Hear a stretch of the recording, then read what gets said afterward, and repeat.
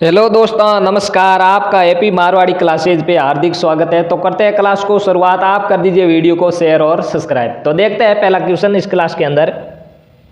पहला क्वेश्चन दिया गया है, नीचे दिए गए विकल्प में से संबंधित संख्या को चुने। ये सादृश्यता यानी एनालॉजी से रिलेटेड क्वेश्चन है।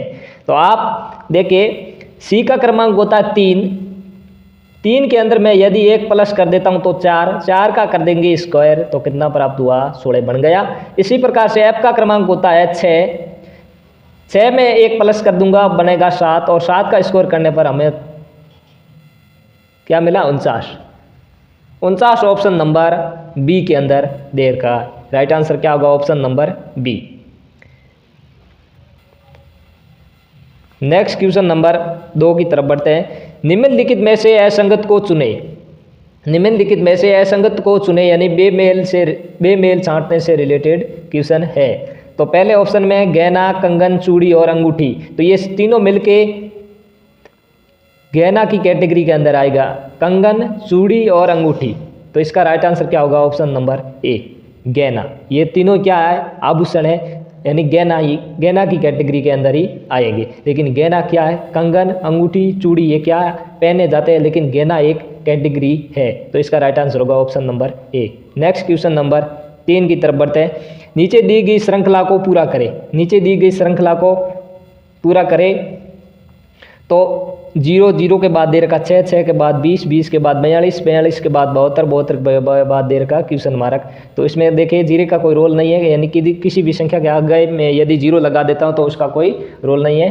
तो 6 के अंदर क्या प्लस किया, 20 14 प्लस किया, 20 के अंदर क्या प्लस किया, 22 प्लस किया, 42 के अंदर क्या प्लस किया, 30 प्लस किया, 72। इसी प्रकार से आगे क्या प्लस करेंगे कि नेक्स्ट संख्या प्राप्त हो जाए। तो इसके अंदर गैप कितना है, 8 का। 22 के अंदर 8 प्लस किया, 14 के अंदर 8 प्लस किया, 22 के अंदर 8 प्लस किया, 30 के अंदर यदि मैं 8 प्लस कर दूंगा तो कितना बनेगा, 38। और 38 72 और 38 को जोड़ दूंगा तो कितना बनेगा, 110 ऑप्शन नंबर डी के अंदर दे रखा है। 72 प्लस कर देंगे 38 तो कितना बना, 110 ऑप्शन नंबर डी हमारा राइट आंसर होगा। नेक्स्ट क्वेश्चन की तरफ बढ़ते हैं। Question number 4। नीचे दिए गए खुले पासे में एस के विपरीत क्या होगा। यानी खुला पासा है, इसका नेम होता है पास वाली सतह। कभी विपरीत नहीं होती, एकांतर सतह विपरीत होती है, यानी एक छोड़ एक सतह विपरीत होती है, ऐसा नेम होता है खुले पासे के अंदर। तो U के अपोजिट क्या होगा, T और सॉरी Q। U के अपोजिट क्या होगा, Q और T के अपोजिट क्या होगा, T के अपोजिट क्या होगा, R। T के अपोजिट क्या होगा, R और P के अपोजिट क्या होगा, S। पूछा किसका है, S के अपोजिट, तो S के अपोजिट क्या होगा, P। ऑप्शन नंबर सी हमारा राइट आंसर होगा, ऑप्शन नंबर सी। S के अपोजिट P और P के अपोजिट S। खुले पासे में एकांतर सतह विपरीत होती है। तो इसी प्रकार से और क्वेश्चन नंबर 4 का राइट आंसर होगा ऑप्शन नंबर सी के अंदर दे रखा है P। नेक्स्ट क्वेश्चन नंबर 5 की तरफ बढ़ते हैं। नीचे दी गई आकृति में लुप्त संख्या ज्ञात करें।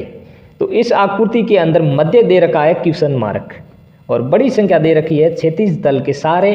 तो इस क्वेश्चन को 36 तल की तरफ यानी नीचे की तरफ हल करने की कोशिश करेंगे तो इस क्वेश्चन का आंसर तक नहीं पहुंच पाएंगे, क्योंकि 29 और 8 को ऐसा क्या नेम अप्लाई करें कि 50 प्राप्त हो जाए और 22 और 43 को क्या ऐसा नेम लगे कि 64 प्राप्त हो जाए। तो पॉसिबल है, इस क्वेश्चन को ऐसे सॉल्व करेंगे नहीं, इस क्वेश्चन को इस साइड से करेंगे सॉल्व ऐसे।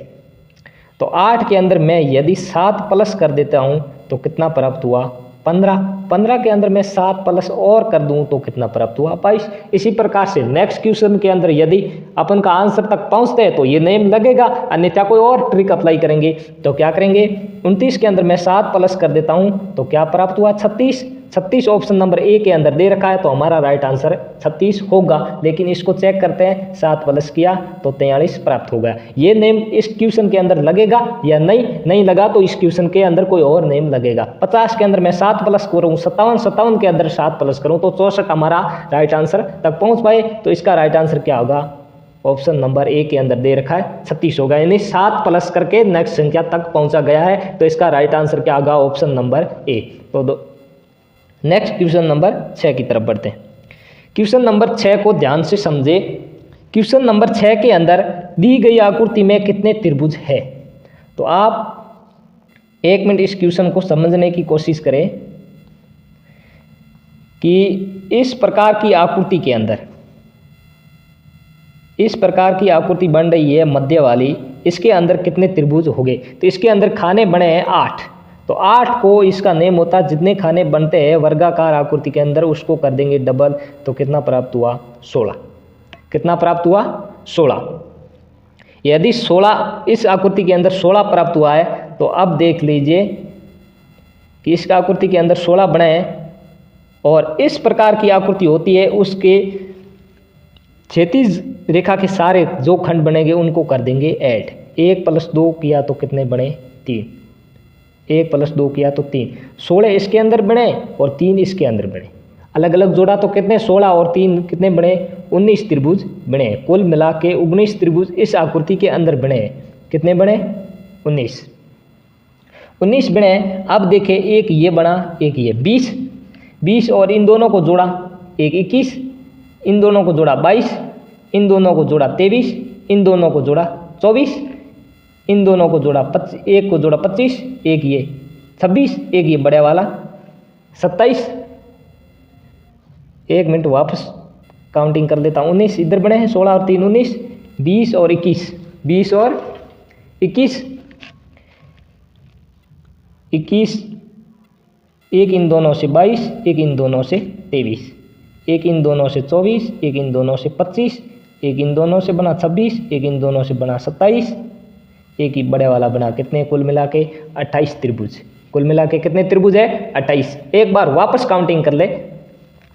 19 पहले बने थे कि 16 इसके अंदर और 3 इसके अंदर 19, 20, 21, इन दोनों से 22, इन दोनों से एक बना 23। ये देख लीजिए 19, 20, 21, 22, 23 और एक इनसे बना 24।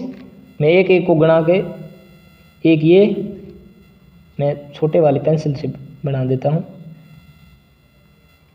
यानी एक ये और एक ये 19 उधर थे और दो ये बन गए, एक ये बना 3, एक ये 4, यानी 2 + 2 इधर बने कितने बने 4, एक इधर बनेगा ये 5, एक इधर बनेगा 6। 19 और 6 कितने हो गए कुल मिला के 25 त्रिभुज इधर बने। कुल मिला के 25 त्रिभुज बने।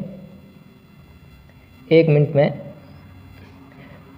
19 यहाँ लिख देता हूँ, एक ये 20, 21, एक इन दोनों से 22, इन दोनों से 23 और एक इन दोनों से बना 24, इन दोनों से बना 25, एक इन सब को मिला के 26, एक इनको सब को मिला के 27, एक इन सब को मिला के 28 त्रिभुज बने। कुल मिला के आप देख लीजिए कि 19 एक को 20, एक 21, इन एक दोनों को मिलाया 22, इन दोनों को मिलाया 23, इन दोनों को मिलाया 24, इन दोनों को मिलाया 25, एक ये बना 26, एक इन सब को मिलाकर 27 और इन सब को मिला के बनाया 28 त्रिभुज है। कुल मिला के कितने त्रिभुज है 28 त्रिभुज। तो इसका राइट आंसर होगा ऑप्शन नंबर डी, 28 त्रिभुज बनेंगे।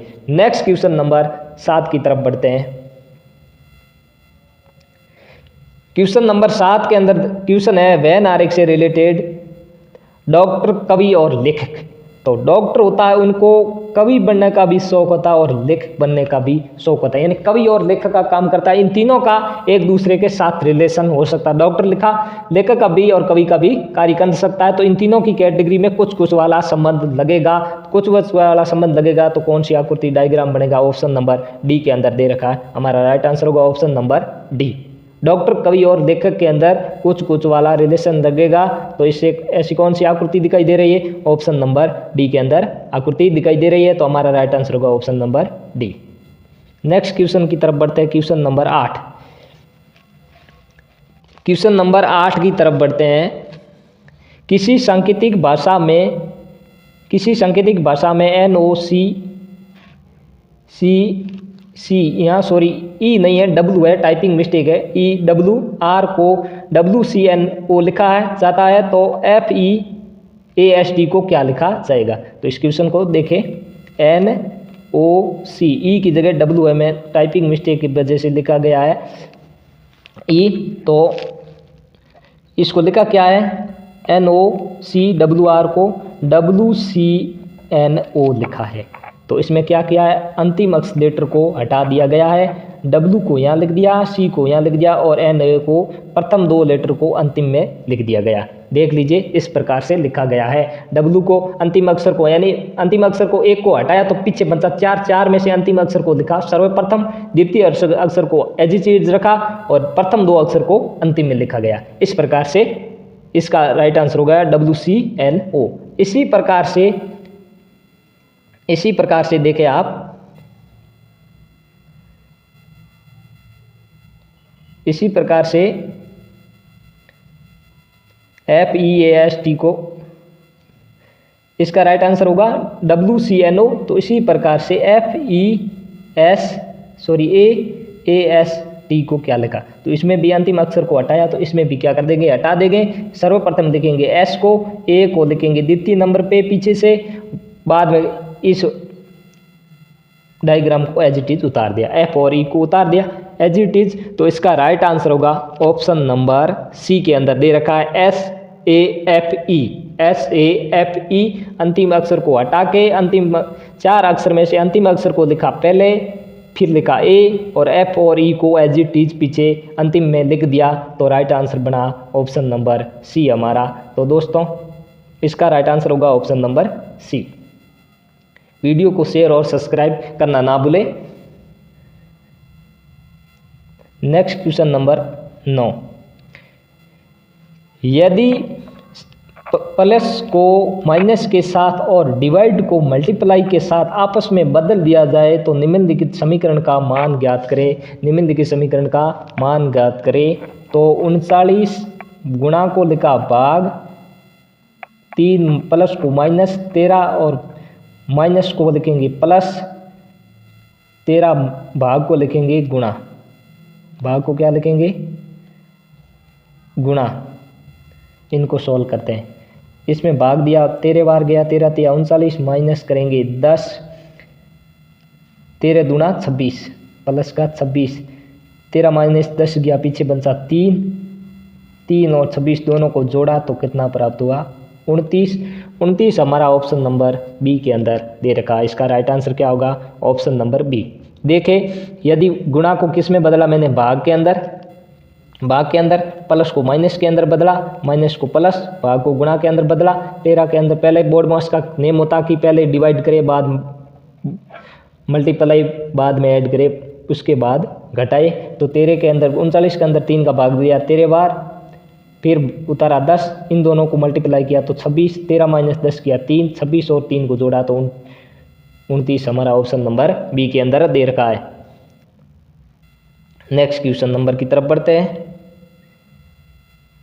नेक्स्ट क्वेश्चन नंबर और अंतिम क्वेश्चन होगा 10, क्वेश्चन नंबर 10। एक पंक्ति के अंदर 45 छात्र है तो कर्ण बाएं छोर से 25वां है तो कर्ण का दाएं छोर से कौन सा स्थान होगा। टोटल छात्र कितने हैं 45।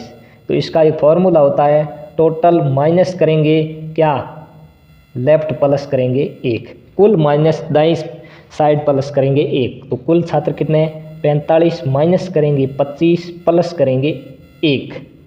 45 माइनस करें 25 माइनस का और 1 प्लस का, माइनस 1 माइनस का और 1 प्लस का तो माइनस हो जाएगा, कितना बचा 24। 45 माइनस करेंगे 24 तो कितना हुआ 21 ऑप्शन नंबर डी के अंदर दे रखा है। 45 माइनस 25 प्लस 1, 45 माइनस 25 गया बचा 20, 20 प्लस करेंगे 1, 21 ऑप्शन नंबर डी। तो दोस्तों इस क्लास के अंदर रीजनिंग के 10 अति महत्वपूर्ण क्वेश्चनों को मैंने सॉल्व कराए। आप कर दीजिए वीडियो को शेयर और सब्सक्राइब करना ना भूलें ताकि मैं इसी प्रकार से आप तक रीजनिंग के अति महत्वपूर्ण क्वेश्चनों की क्लास देकर प्रोवाइड करवाता रहूँ।